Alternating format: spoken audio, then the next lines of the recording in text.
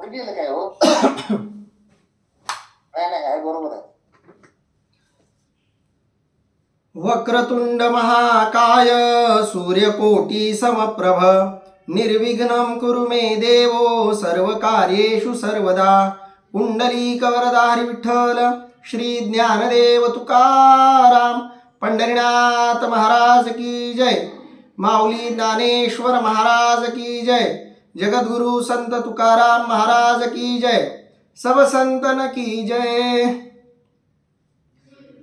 माऊली महावैष्णव ज्ञानोबारायांच्या परमश्रेष्ठ अशा ज्ञानेश्वरी ग्रंथाचं चिंतन करत आपण तिसऱ्या अध्यायातल्या 60 क्रमांकाच्या ओव्यांपर्यंत आलोय. आज आपण 61 क्रमांकाच्या पुढच्या ओव्यांचं चिंतन करणार आहोत, ज्याच्यामध्ये भगवान श्रीकृष्ण परमात्म्यांनी मनुष्य शरीरामध्ये येऊन भगवंतानं प्रकृतीनं वाटून दिलेलं जे कर्तव्य कर्म आहे त्या कर्तव्य कर्माबद्दल अनासक्ती दाखवून त्या कर्तव्य कर्माचा त्याग करून जी लोक आपण निष्कर्म्य झालो अशी भावना बाळगतात ते कशा पद्धतीनं स्वतःलाही फसवतायत आणि स्वतःची जी दांभिकता आहे ते कशा प्रकारे स्पष्ट करतायत याचं सगळं चिंतन भगवंतांनी आणि माऊलींनी केलेलं आपण बघितलं. ज्याच्यामध्ये माऊलींनी उदाहरण दिलं की ज्या पद्धतीनं एखादा व्यक्ती गाडीमध्ये किंवा वाहनामध्ये एखादी व्यक्ती बसलेली आहे आणि ती व्यक्ती काहीही करत नसली तरीही गाडीमध्ये बसलेली असल्यामुळं वाहनामध्ये बसलेली असल्यामुळं त्या व्यक्तीचा प्रवास अनिवार्य ठरतो. ती व्यक्ती कोणतंही कार्य करत नाही असं जरी म्हणत असली तरी प्रकृती तिच्याकडून कार्य करूनच घेते. अगदी त्या पद्धतीनं कर्माचा त्याग करण्याची इच्छा बाळगणारे किंवा आपण कर्मत्याग केलेला आहे अशी मानसिकता बाळगणारे कशा पद्धतीनं चूक करतायत हे भगवंत आणि माऊली स्पष्ट करताना आपल्याला दिसत आहेत. यासाठी माऊलींनी दिलेली पुढची उदाहरणं बघूयात. माऊलींनी दुसरं उदाहरण दिलंय, का उचलिले वायू वशे चळे शुष्क पत्र जैसे निश्चेष्ट आकाशे परिभ्रमे. अर्थात अथवा वाऱ्याच्या सपाट्यात सापडलेले वाळलेले पान निश्चेष्ट असूनही वाऱ्याच्या गतीने आकाशात भ्रमण करते. अगदी आपण निष्क्रिय झालोत, नैष्कर्म्य झालोत, कर्महीन झालोत अशी भावना बाळगणारा माणूस किंवा व्यक्ती ही कशा प्रकारे प्रकृतीकडून कर्मात गुंतलेली असते याचं स्पष्टीकरण देण्यासाठी माऊलींनी हे दुसरं उदाहरण दिले की ज्या पद्धतीनं एखादं वाळलेलं पान झाडावरून पडलं, तुटलं, जमिनीवर येताना ते कोणत्याही प्रकारची क्रिया करत नाही, पण ते कोणतीही क्रिया करत नसलं तरी वायू त्याच्याकडून हालचाल करून घेतो आणि ही हालचाल एका अर्थानं त्या पानाची क्रिया असते, त्या पानानं केलेलं ते कर्म असतं. हे माऊलींनी दिलेलं दुसरं उदाहरणही तितकंच महत्त्वाचं आहे. म्हणजे पान स्वतः काहीही करत नाही किंवा आपण काहीही करत नाही असं त्या पानाला वाटतं, किंवा गाडीत बसलेल्या माणसाला मी कोणतीही हालचाल करत नाही असं वाटतं, किंवा तो झोपलाय, झोपेमुळं त्याच्याकडून कोणत्याही प्रकारची हालचाल होत नाही, त्यामुळं आपण निष्क्रिय झालो आहोत असं जरी कुणी म्हणत असलं तरी सुद्धा त्याच्या हातून कर्म हे घडतच असतं. आता माऊलींनी दिलेली ही 2 उदाहरणं थोड्या वेगवेगळ्या संदर्भात लक्षात घ्यायची आहेत. जी व्यक्ती गाडीमध्ये बसलेली आहे ती व्यक्ती बसलेली आहे एकाच ठिकाणी, पण क्षणाक्षणाला तिची गती कमी जास्त होते, त्या व्यक्तीचं ठिकाण बदलत चाललंय. आणि पान सुद्धा हवेमध्ये तरंगताना हवेप्रमाणे ते इकडं तिकडं जाताना आपल्याला दिसतंय. आता ह्या दोघांनी क्रिया कोणतीही जरी नाही केली तरी या दोघांना कोणती ना कोणती तरी गती नक्की मिळणार आहे. जी व्यक्ती गाडीत बसलेली आहे ती व्यक्ती कुठे ना कुठेतरी पोहोचणार आहे, आणि जे पान झाडावरून तुटलंय ते कुठं ना कुठं तरी जमिनीवर पडणार आहे. या दोघांची गती, या दोघांची प्रगती किंवा अधोगती ही त्या वाऱ्याच्या लईवर आणि त्या गाडीच्या गतीवर अवलंबून आहे. गाडी जिथं नेऊन सोडेल, ज्या गतीनं नेऊन सोडेल, ज्या वेळेला नेऊन सोडेल, त्या वेळेला व्यक्तीला उतरायचं आहे. आणि वारा त्या पानाला ज्या दिशेला घेऊन जाईल, ज्या गतीनं घेऊन जाईल आणि जिथं सोडेल तिथपर्यंत पानाला प्रवास करायचा आहे. अगदी त्या पद्धतीनं एखाद्या व्यक्तीला जाणीव नाहीये की मी कर्म करतोय, मी कर्म करतोय त्याचं मला काहीतरी फळ मिळणार आहे, अशी इच्छा न करणारे सुद्धा कर्माच्या गतीला उपलब्ध होतात. थोडंसं सूक्ष्मपणे आपण हा भेद समजून घेऊयात. कर्माबद्दल निष्क्रियता बाळगणारा वर्ग दोन प्रकारचा असतो. त्या दोन वर्गाला थोडंसं नीट समजून घ्यायचं आहे आपल्याला. एक वर्ग असा आहे की जो कर्माचा त्याग करून स्वतःला नैष्कर्म्य मानतो. म्हणजे संन्यास एखाद्यानं घेतलाय, आता मला कोणत्याही प्रकारचं कर्म करायचं नाही असं ज्यानं ठरवलंय, किंवा एखाद्यानं सेवानिवृत्ती घेतलेली आहे, एखाद्यानं प्रपंचाचा त्याग केलेला आहे आणि त्याच्या मनामध्ये असा आता भ्रम निर्माण झालाय की मी आता नैष्कर्म्य झालेलो आहे. ही नैष्कर्म्य होण्याची एक भावना ही सुद्धा एका अर्थानं अज्ञानातून जन्माला आलेली आहे. कारण प्रपंचाचा त्याग केला, संसाराचा त्याग केला म्हणजे कर्माचा त्याग केला असं होत नाही. फक्त कर्माचं स्वरूप बदलतं. याचं विस्तारानं आपण चिंतन केलं. पण दुसरा जो नैष्कर्मी आहे, जो स्वतःला नैष्कर्मी समजतो, तो म्हणजे कर्म करताना कर्माबद्दल अज्ञान असणारा, कर्माबद्दल बेशुद्ध असणारा असा वर्ग सुद्धा स्वतःला नैष्कर्म्य समजतो. कुण्या अर्थानं नैष्कर्म्य समजतो? तर मी करत असलेल्या कोणत्याही कर्माचं मला कोणतंही फळ मिळणार नाही, जे काही आहे ते क्षणिक आहे असं बाळगूनही कर्म करणारा एक वर्ग आहे. याची स्वतःला नैष्कर्म्य समजण्याची भावना थोडी वेगळी आहे. तो कर्म करतोय, आपण कर्म करतोय याची त्याला जाणीव आहे. कर्म म्हणजे क्रिया, त्याच्या दृष्टीनं कर्माचा स्तर जो आहे तो खूप निम्न आणि दुय्यम आहे. कर्माची जी व्याख्या अध्यात्माला अभिप्रेत आहे, गीताकाराला अभिप्रेत आहे, भगवंताला अभिप्रेत आहे, ज्ञानोबरायला अभिप्रेत आहे, तो कर्म सिद्धांत तो मान्यच करत नाही.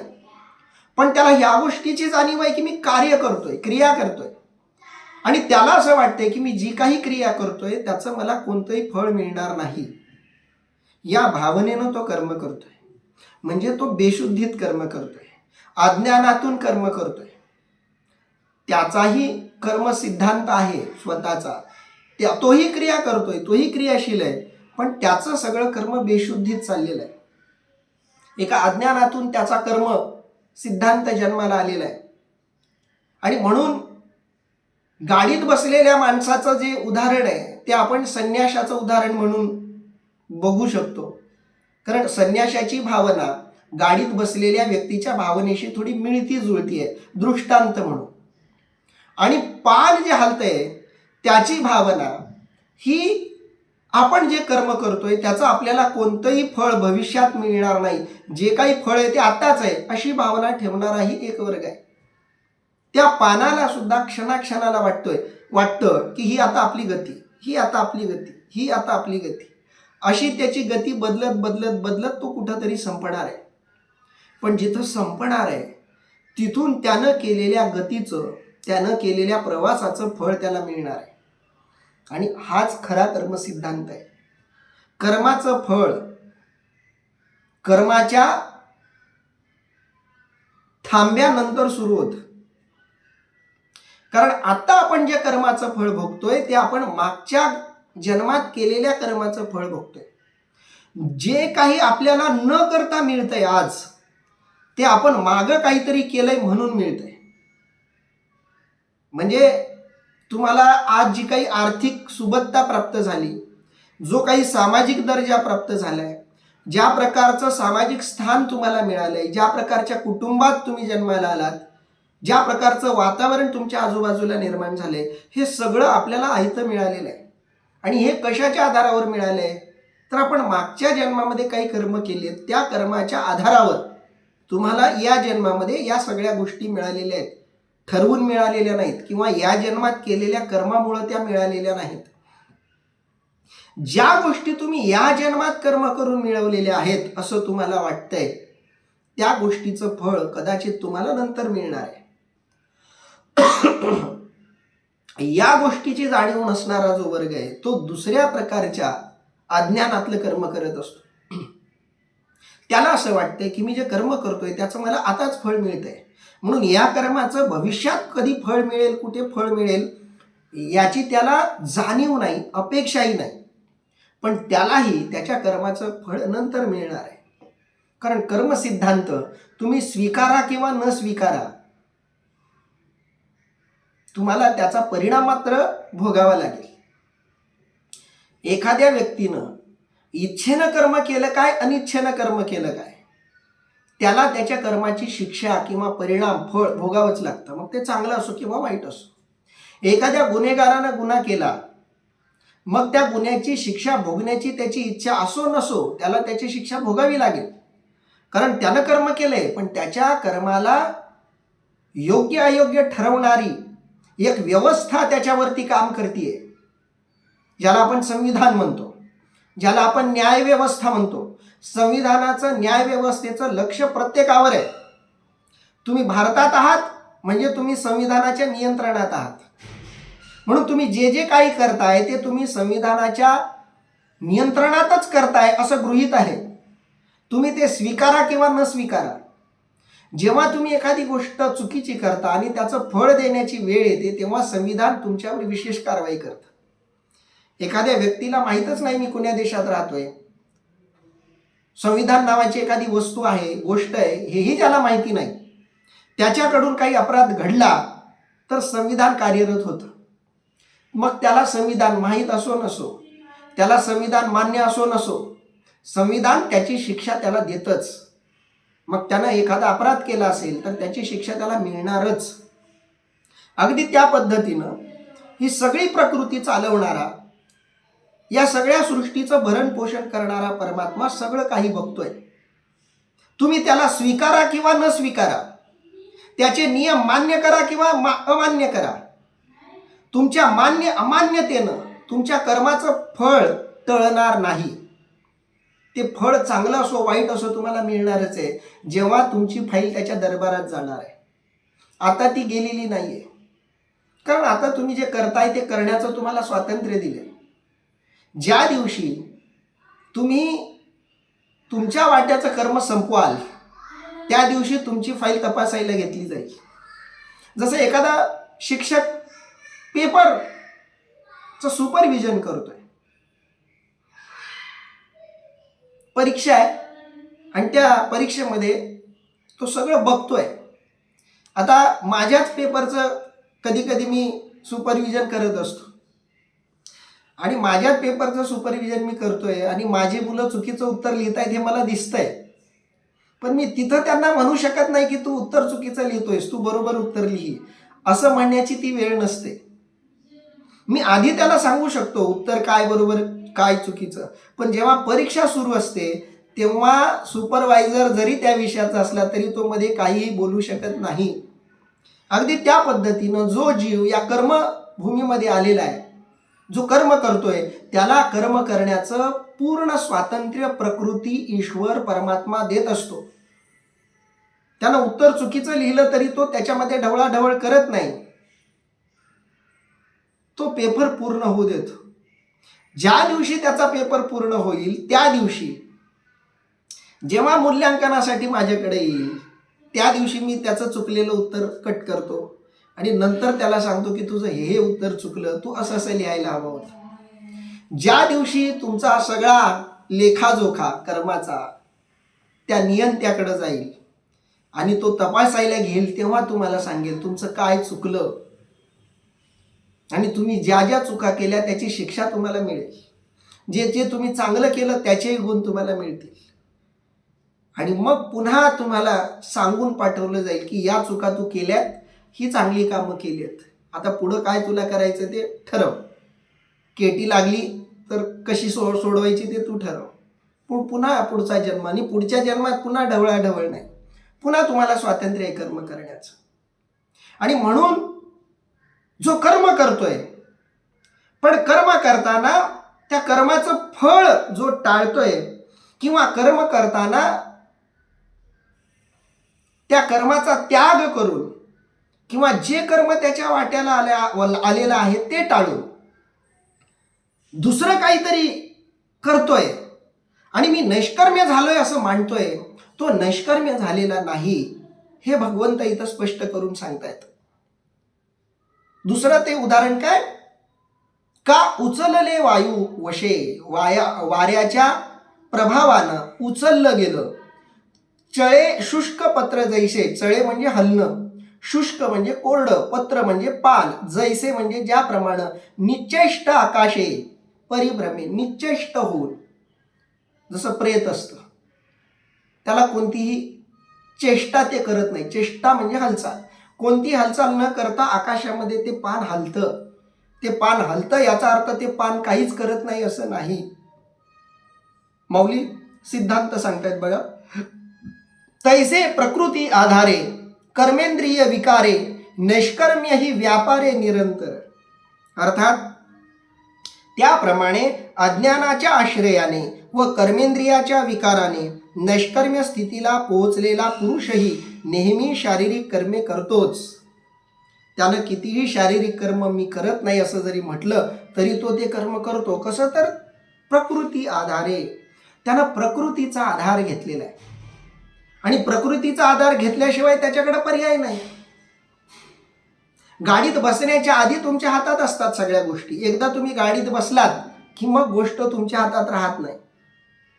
गोष्ट सगळी त्या गाडीच्या वाहकाच्या हातामध्ये जाते, चालकाच्या हातामध्ये जाते.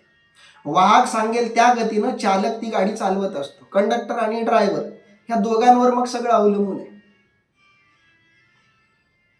फार तर फार तुम्ही त्यांना सांगू शकता मला कुठं उतरायचंय, याच्या पलीकडे तुम्हाला कोणतंही स्वातंत्र्य नाही. कोणत्या गतीनं गाडी चालवायची, कोणत्या स्पीडनं गाडी चालवायची, ब्रेक कधी मारायचंय, एक्सिलेटर कधी मारायचंय, याचं तुम्हाला स्वातंत्र्य नाही.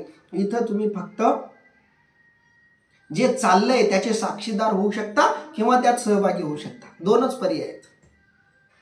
तिसरा पर्याय तुम्ही निवडला तर तो अज्ञानाचा परिणाम आहे की मी प्रवास करतो हे स्वीकारायचंच नाही. अशा लोकांचा विचार अध्यात्मामध्ये होत नाही. त्या दोन लोकांचा होतो की जे तटस्थ होऊन प्रवास करतात, ज्यांना स्थित प्रज्ञ म्हणून आपण बघितलं दुसऱ्या अध्यायात.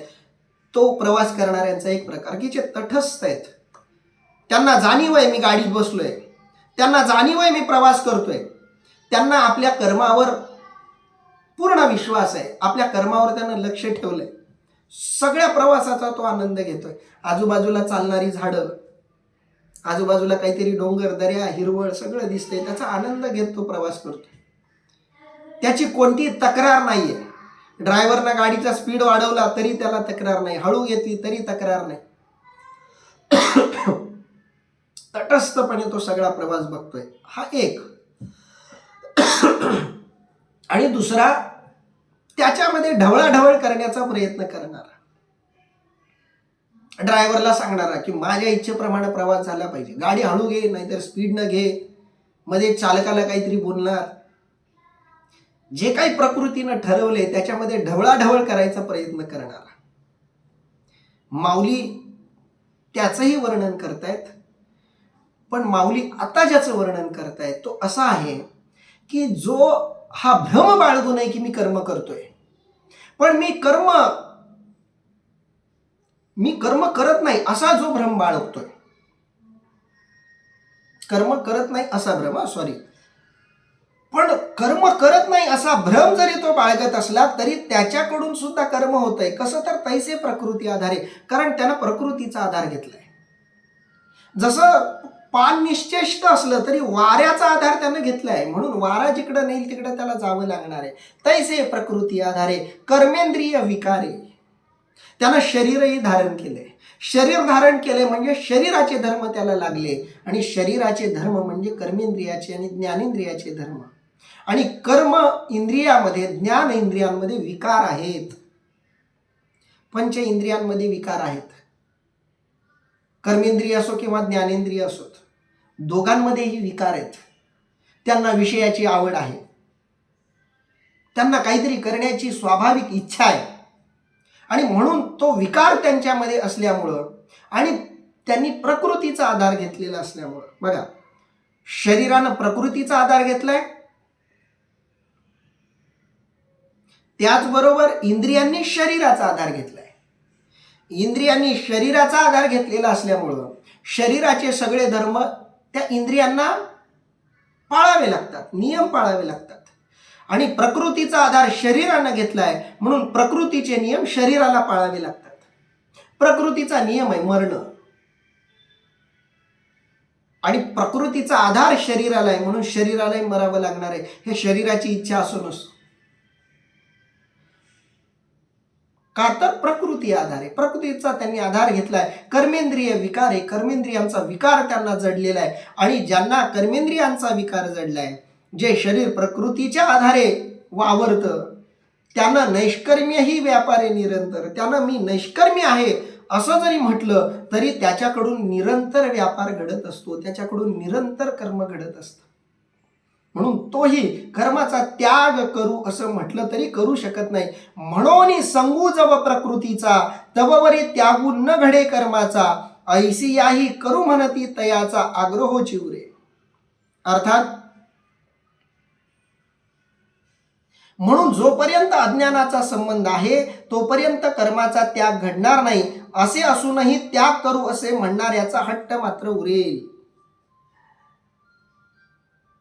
एखाद्या व्यक्तीनं ठरवलं की मी हे नियमच मान्य करत नाही, असा व्यर्थ हट्ट धरून काय हासिल होणार आहे बरं? पुन्हा तेच उदाहरण घेऊ आपण. एखादा म्हणतोय मी संविधान मला मान्य नाही, मला न्याय व्यवस्था मान्य नाही, मला पोलीस प्रशासन मान्य नाही, असं नुसता हट्ट धरून काय उपयोग?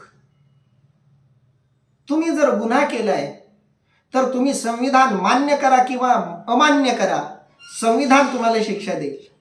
संविधानाच्या नियंत्रणात असलेली न्याय व्यवस्था तुम्हाला शिक्षा करेल. मग तुम्ही न्याय व्यवस्था सुद्धा माना किंवा न माना. आणि न्याय व्यवस्थेच्या नियंत्रणात असलेलं पोलीस प्रशासन तुम्हाला शिक्षा करेल. मग तुम्ही मान्य करा किंवा अमान्य करा, ते तुम्हाला जेलमध्ये टाकणारच. आणि तुम्ही या सगळ्यांना अमान्य करत असाल तरी फक्त हट्ट तुमचा उरेल आणि त्या हट्टाचा काहीच उपयोग नाही. काय उपयोग आहे अशा हट्टाचा की तुम्ही न्याय व्यवस्था मानत नाही, तुम्ही पोलीस प्रशासन मानत नाही, तुम्ही संविधान मानत नाही, पण त्यांच्याकडून होणारी शिक्षा तर तुम्हाला भोगावी लागणार आहे. त्याला दुसरा पर्याय नाही. अगदी त्या पद्धतीनं माऊली सांगतायत, म्हणून संगू जव प्रकृतीचा, जोपर्यंत प्रकृतीचा संघ आहे, म्हणजे तुम्ही भारतीय आहेत म्हणून तुम्हाला संविधान आहे, तुम्ही एकदा भारत सोडला की तुम्ही संविधानातून सुटला. म्हणून काही लोक गुन्हे करून देश सोडून निघून जातात. त्यांना माहिती आहे इथं राहिलो तर संविधान लागू आहे, मान्य करो न करो. देश सोडून गेला की तो संविधानाच्या नियंत्रण कक्षेच्या बाहेर गेला.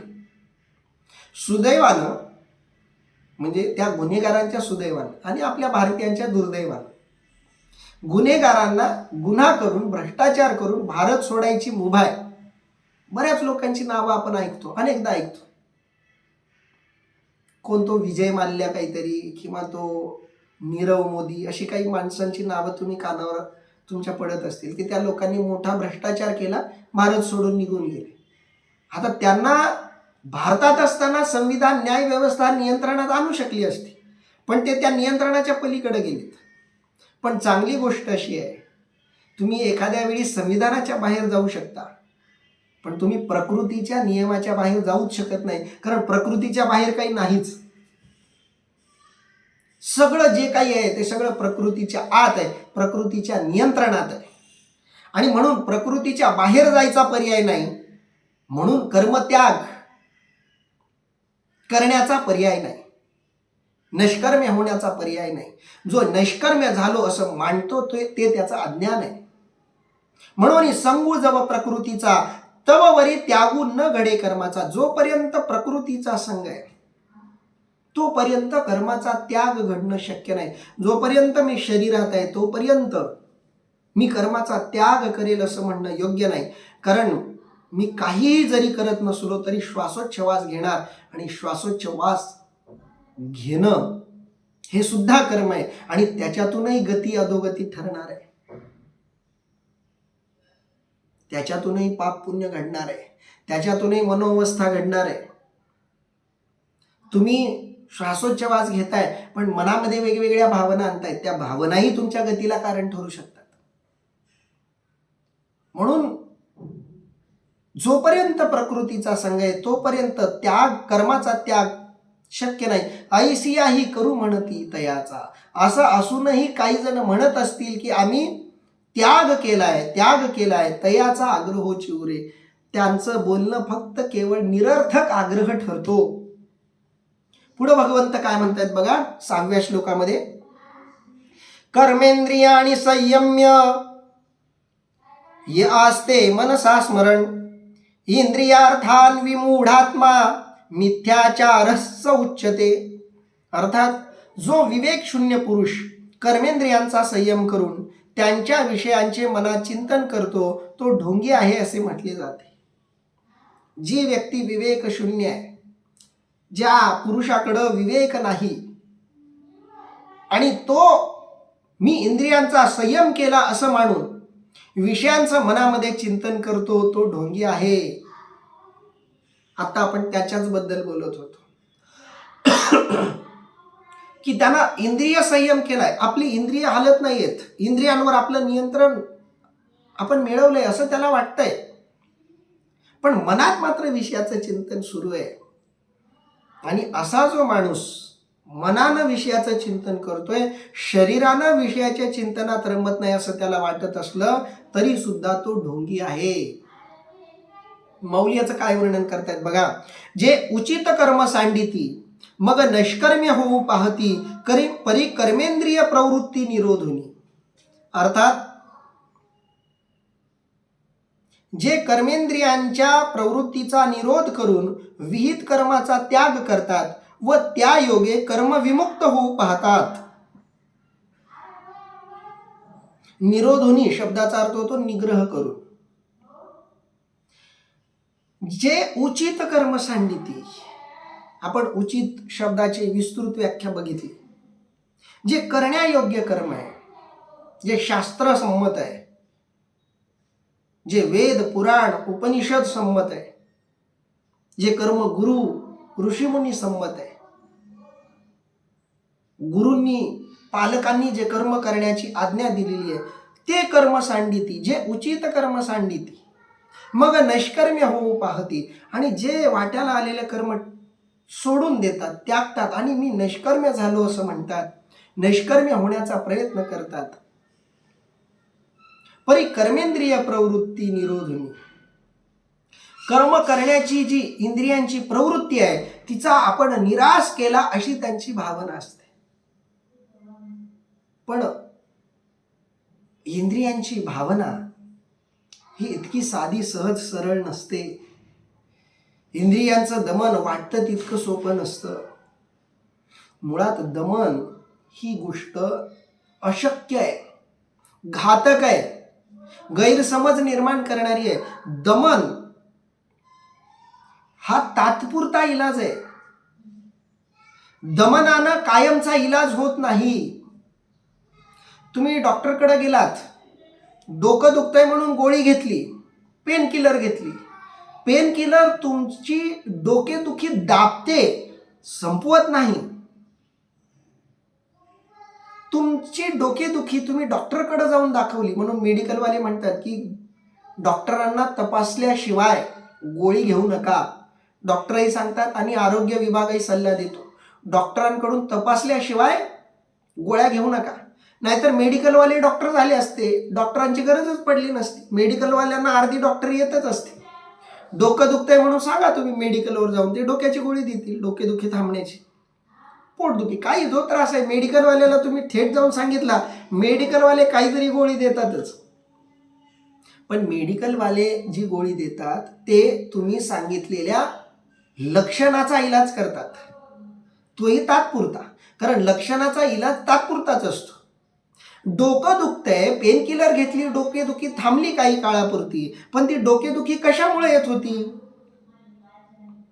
आता बघा, चष्मा जर पॉईंटचा नसेल किंवा तुम्हाला चष्मा लागलाय आणि तुम्ही नियमित चष्मा वापरत नसाल तर तुमची डोकेदुखी होते.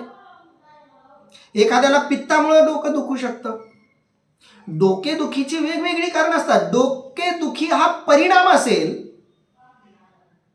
आणि तुम्ही नुसत्या परिणामांवर इलाज करत असाल, किंवा दुसऱ्या भाषेत सांगायचं तर डोकेदुखी हे कार्य आहे, कारण वेगळं काहीतरी आहे, आणि तुम्ही इलाज कार्यावर करत असाल तर कारणाचा इलाज त्यानं होणार नाही. तुमची डोकेदुखी थोड्या वेळासाठी थांबेल, पण त्या गोळीचा प्रभाव संपला की डोकेदुखी आणखी मोठ्या ताकदीनं सुरू होईल, आणखी जास्त डोकेदुखी सुरू होईल. तुम्ही योग्य डॉक्टरकडे गेलात की डॉक्टर तुम्हाला सांगेल की तुमची ही जी डोकेदुखी आहे ती एकदा डोळे तपासून घ्या. काही डॉक्टर असंही सांगू शकतात, डोळे तपासून घ्या. मग तुम्ही डोळे तपासले, चष्मा लागलाय, तो चष्मा नियमित वापरायला सुरुवात केली, डोकेदुखी थांबली, हा कायम इलाज झाला. कार्य आणि कारण दोघांवर केलेला तो इलाज आहे. आणि पेन किलर हा फक्त कार्यावर केलेला इलाज आहे. किंवा डोकं दुखतंय, पित्तामुळे दुखतंय, मग पित्ताचा इलाज केला. किंवा पित्त ज्याच्यामुळे होतंय, पुन्हा पित्त सुद्धा कार्य आहे. पित्त कशामुळे होतंय? नियमित झोप घेत नसाल, किंवा जेवण वेळेत करत नसाल, उष्ण पदार्थ खात असाल, वगैरे कारण, त्याच्यावर इलाज करा. कारण पित्त हे पुन्हा कार्य आहे आणि त्या कार्याचं पुन्हा वेगळं कार्य म्हणजे डोकेदुखी आहे. मग तुम्ही वेळेत झोपत जा, वेळेत जेवण करत जा, पाणी व्यवस्थित पीत जा, म्हणजे पित्त होणार नाही. पित्त नाही झालं की डोकं दुखणार नाही. पूर्ण मुळासकट इलाज झाला तो.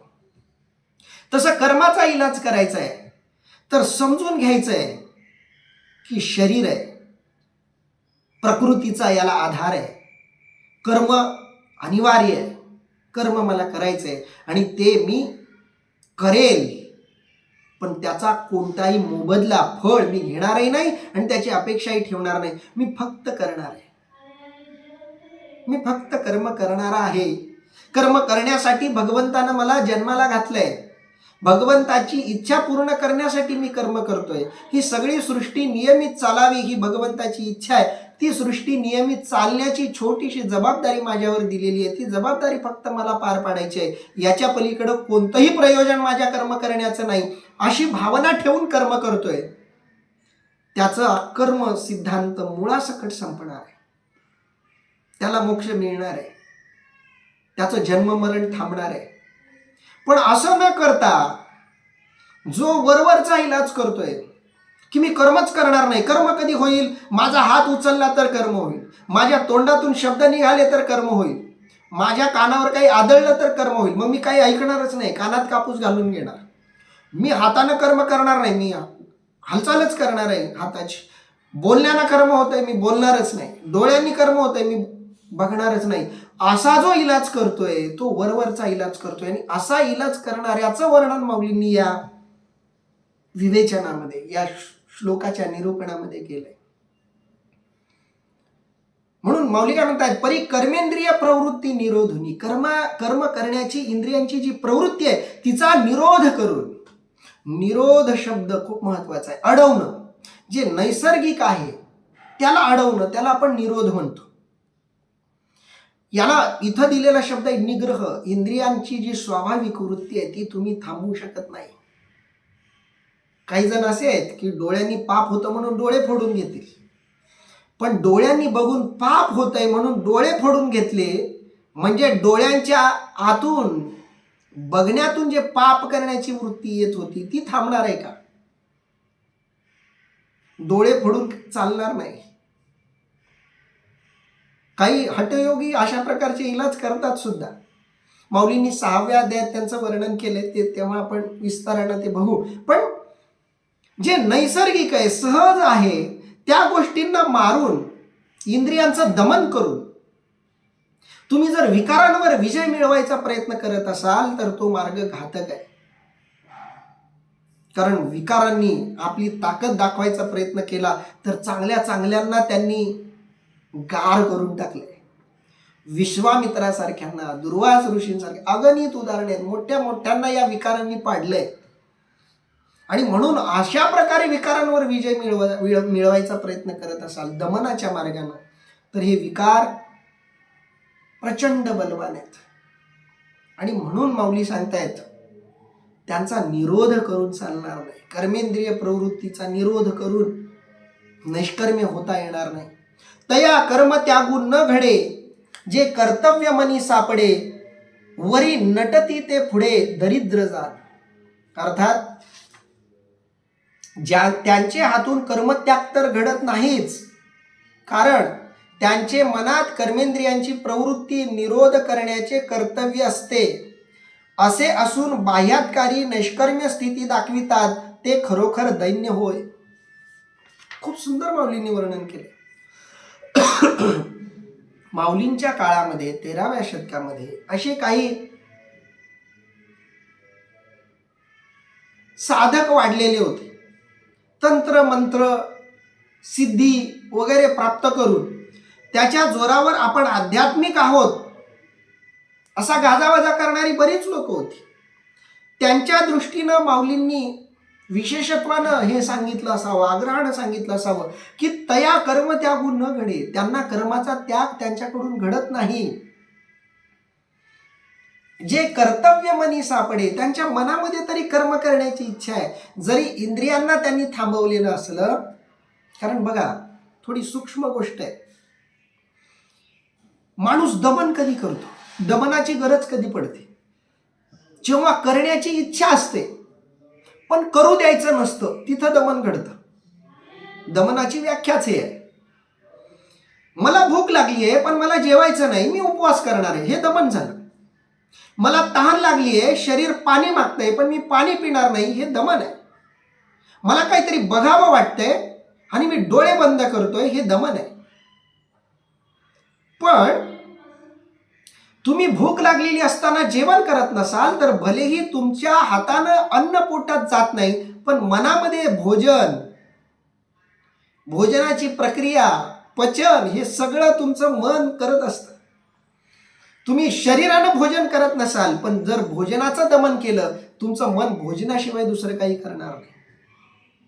तुम्हाला तहान लागली आणि तुम्ही ठरवलंय मला पाणी प्यायचं नाही, आणि तुम्ही म्हणताय की मी पाणी पित नाहीये, मी पाण्याचा त्याग केलाय, तुमचं मन पाण्याशिवाय दुसरा कशाचाच विचार करत नाही. तुम्ही डोळे बंद केलेत, काहीतरी डोळ्यासमोर दिसतंय आणि मला हे बघायचंच नाहीये म्हणून तुम्ही डोळे बंद करताय, तुम्हाला त्याशिवाय दुसरं काही दिसणार नाही. प्रयोग करून बघा. आपलं मन लहान मुलांसारखं असतं. जे करू नका म्हटलं तिकडं त्याचं जास्त लक्ष जातं. करू नको म्हटलं की ते मुद्दाम करणार, त्याला काहीतरी वाटणार.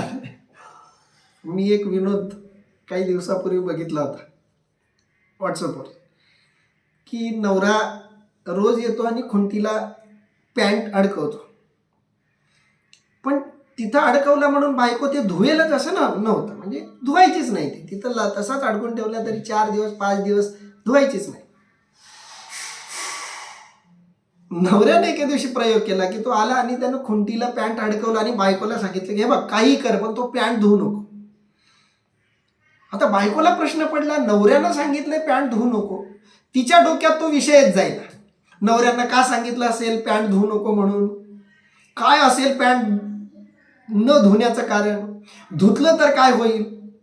धुवू की नको? ती त्याच गोष्टीचा विचार करत बसली. आणि असं होतं. म्हणजे हा व्हिडिओ तात्कालिक असला तरी बरंच काही सांगून जाणार आहे. तिच्या डोक्यामध्ये तोच दिवसभर विचार तोच येतो आणि शेवटी कंटाळून ती घेते पॅन्ट आणि धुवून टाकते एकदाच. आणि नवरा हसून बोलतो की जर मी सांगितलं नसतं धुवू नको तर तू एवढ्या लवकर पॅन्ट धुतला नसता. कारण जे करू नको सांगितलं की ते तू सारखं करतेस, ही तुझी वृत्ती आहे. विनोदाचा भाग बाजूला सोडा, पण ह्याच्यातून शिकण्यासारखं बरेच आहे. आपलं शरीर आपल्याबद्दल असंच वागत असतं. त्याला जे करू नका म्हणून सांगाल त्याचाच ते अधिक विचार करत असते, नाहीतर सरळ त्याचं सगळं चालू झालेलं असतं. ज्या दिवशी तुम्ही या शरीराला एखादी गोष्ट नको म्हणाल त्या दिवशी ते शरीर त्याचा जास्त विचार करायला जातं. उपवासाच्या दिवशी भोजनाचं जास्त सुचतं. हा नियम आहे, हा इंद्रियांचा शरीराचा नियम आहे. आणि म्हणून माऊली सांगतायत, तया कर्म त्यागून न घडे, जे कर्तव्य मनी सापडे. मनामध्ये तरी करण्याची इच्छा आहे ना, आणि मनामध्ये इच्छा आहे म्हणून तर दमन केलंय ना. आणि मनात इच्छा आहे तर मग ती इच्छा आपला परिणाम दाखवणारच. वरी नटती ते पुढे दरिद्र जाण. नटती शब्दाचा अर्थ आहे वरवर दाखवितात. ते पुढे, पुढे म्हणजे खरोखर. दरिद्र जाण म्हणजे ढोंगी जाण. ते ढोंगी आहेत असं तू ओळख. काही जण वरून वरून कर्माचा त्याग करतात, आतून मात्र कर्म प्रवृत्तच असतात. जसा बगळा शांत थांबलाय, काहीच करत नाहीये. बघणाऱ्याला वाटते ऋषीमुनी आहे, साधू आहे, काहीच करत नाहीये, नैष्कर्म्य आहे. पण तो ढोंगी आहे. कारण आतमध्ये कर्म करण्याची इच्छा आहे. कर्म करण्याची ती इच्छा चार्ज होते, संधी शोधते. माऊली सांगतायत निष्कर्म्य माणूस, स्वतःला मी म्हणजे कर्माचा त्याग करणारा माणूस, किंवा मी कर्माचा त्याग केलाय असं समजणारा माणूस, की ज्यानं प्रत्यक्षात कर्म त्याग केलेला नाहीये, प्रत्यक्षात तो स्थितप्रज्ञ झालेला नाहीये, त्याची वृत्ती ईश्वर रूप झालेली नाहीये, तरीही मी कर्मत्याग केलाय असा जो अहंकार बाळगतोय, अशी जो भावना बाळगतोय, त्यांचं इथं वर्णन चाललंय. माऊली म्हणतायत वरी नटती ते पुढे, वरून वरून ते दाखवतात नैष्कर्म्य झाल्यासारखं, पण आतून खरोखर ते दरिद्र आहेत. इथं दरिद्र शब्दाचा अर्थ आहे ढोंगी. ते खरे ढोंगी आहेत. काय आहे, एखाद्यानं भगवं वस्त्र धारण केलंय, भगवं वस्त्र धारण केलं तरी त्याला असं वाटतंय की मी वस्त्रांचा त्याग केलाय म्हणून मी भगवं धारण केलंय. बघा, वस्त्राचा त्याग म्हणजे भगवं नाही, कारण भगवं सुद्धा एक वस्त्र आहे. लक्षात घ्या, वस्त्रांचा त्याग केलाय, पण वस्त्रांचा त्याग केल्याची भावना, त्याचं लक्षण म्हणजे भगवं.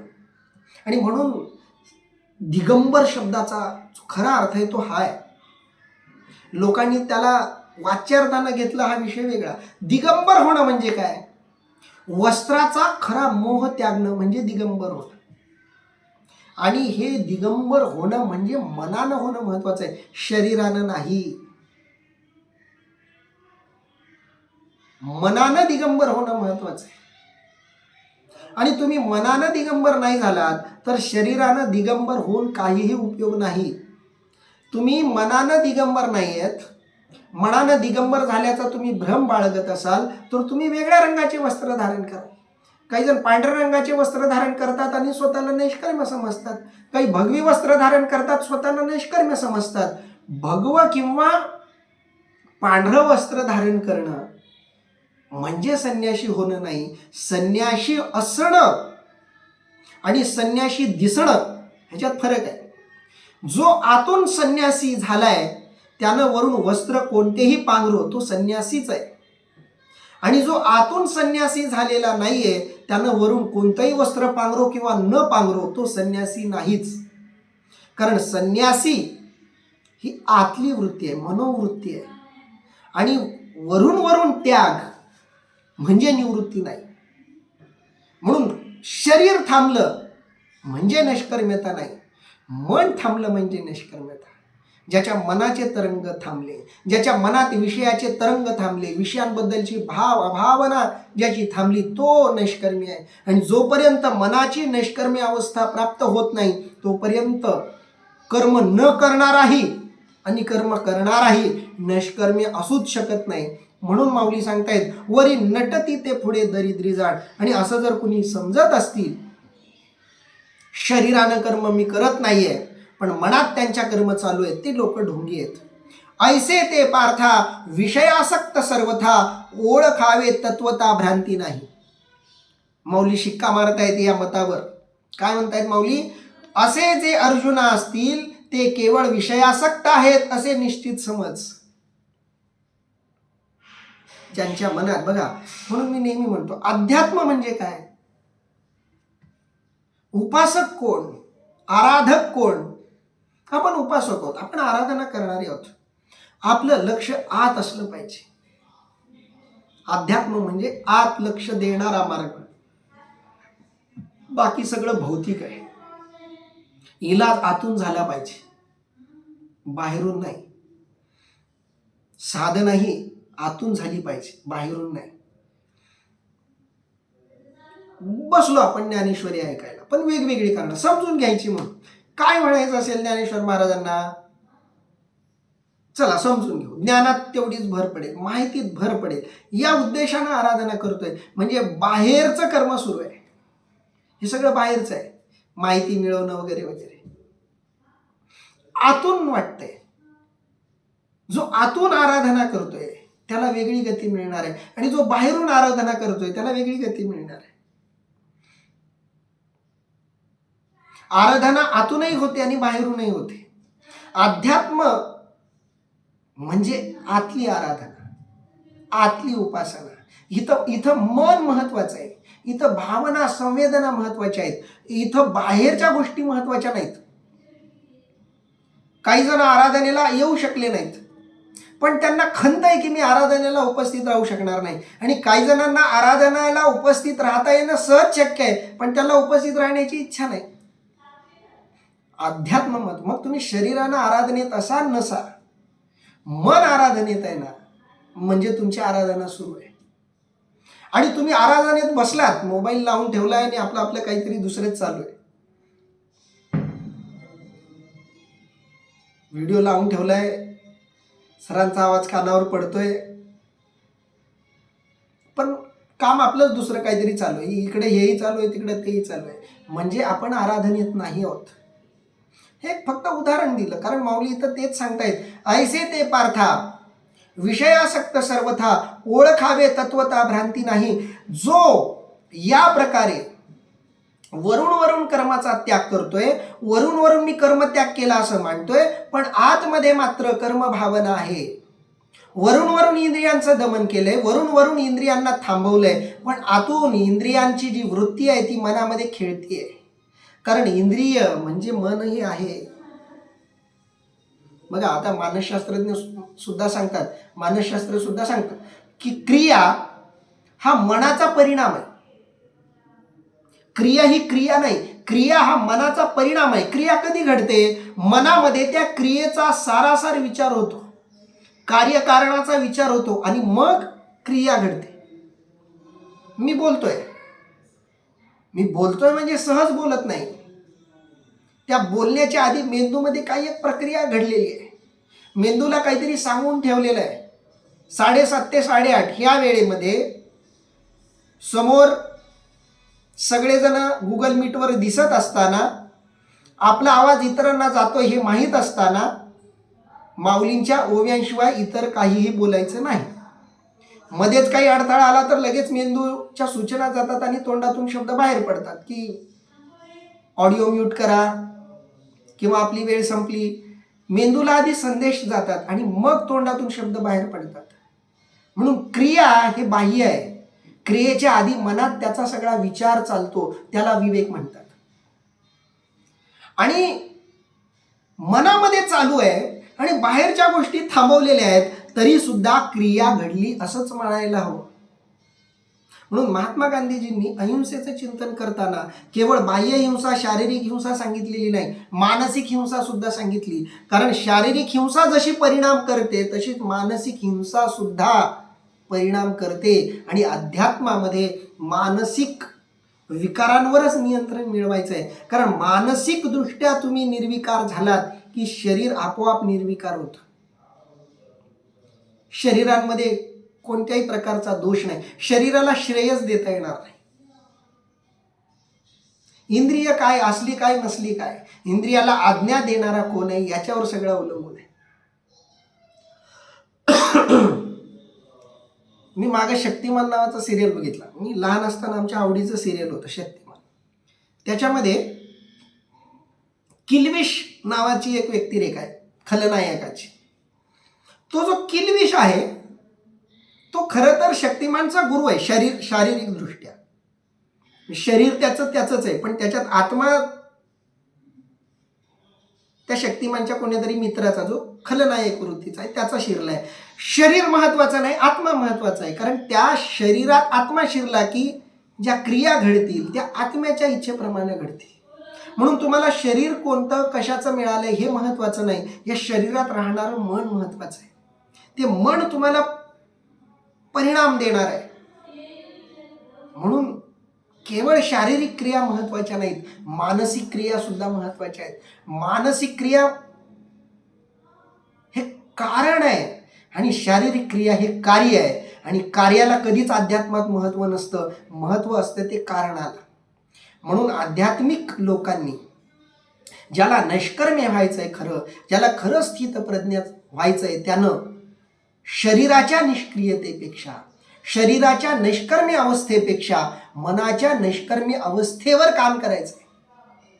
मनाला नैष्कर्म्य अवस्था प्राप्त होईल याच्यासाठी प्रयत्न करायचे आहेत.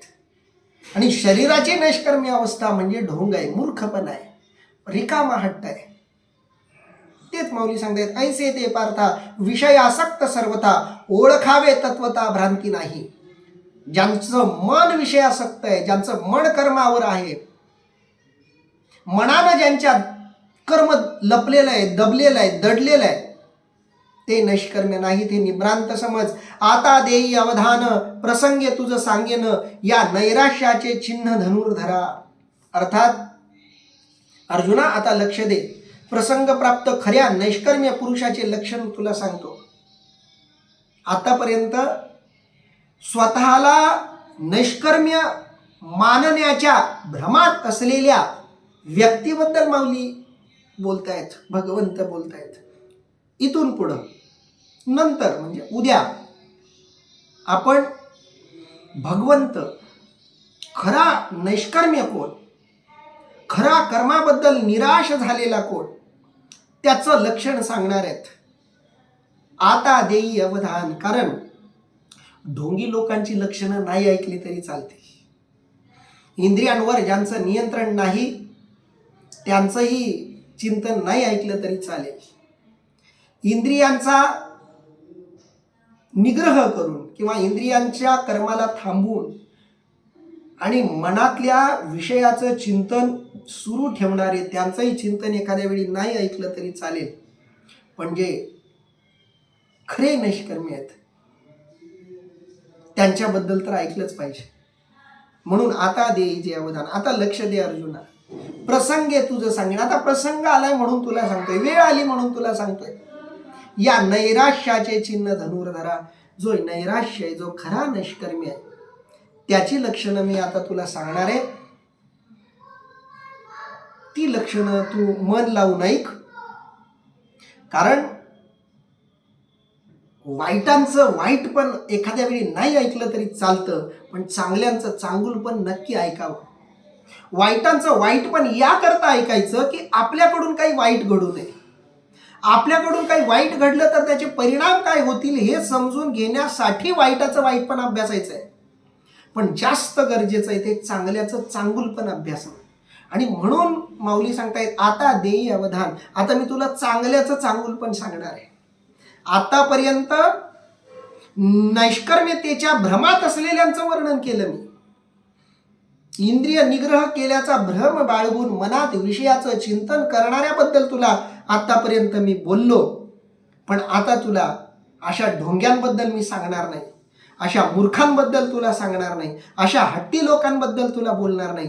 आता खरा नैष्कर्म्य कोण, त्याचं चिंतन, त्याचं स्वरूप, त्याचं चिन्ह तुला सांगणार आहे. प्रसंगे तुझं सांगेन, या नैराश्याचे चिन्ह धनुर्धरा. तर अर्जुना, त्या नैराश्याचं नैष्कर्म्य पुरुषाचं लक्षण आता मी तुला सांगणार आहे, ते तू ऐक. ते लक्षण भगवंत काय सांगतायत याचं चिंतन आपण उद्या करू. आज मात्र आपण इथं थांबूया. पुंडलिक वरदा हरी विठ्ठल, श्री ज्ञानदेव तुकाराम, पंढरीनाथ भगवान की जय. माऊली ज्ञानेश्वर महाराज की जय. जगद्गुरु संत तुकाराम महाराज की जय. सब संतन की जय.